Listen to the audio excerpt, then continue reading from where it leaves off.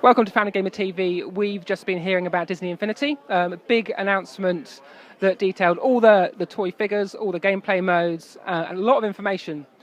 Some really sort of heartwarming childhood stories from John Lasseter and Pleasance as they sort of told us about the inspiration for this game.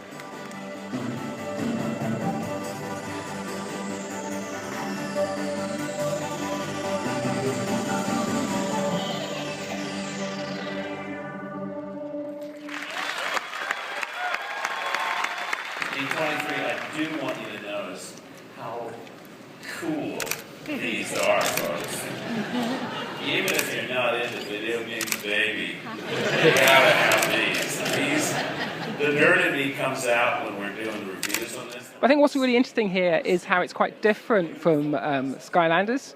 So rather than upgrading and storing progress on the toy figures themselves, it used these little disc items that you can place under the characters on what they're calling the Infinity Base or Infinity Reader to grant them upgrades. And really the toy acts as an ID, a way to pull down content that you've saved in your Disney cloud account. So we're going to look at three properties, three play sets, the first of which is Monsters University. Our next property we're going to be looking at is for The Incredibles, and we'll also be looking at Pirates of the Caribbean.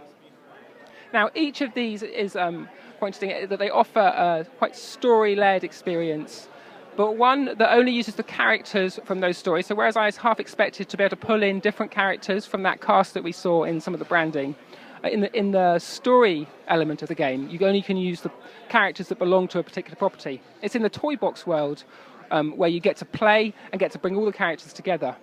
And here you can sort of mix up the different franchises. It's really interesting and entertaining to see various characters playing with each other in a way obviously we haven't seen before because they're normally separate toys and separate films. That's all we've got time for this week on Family Gamer TV, but we'll be back with more soon.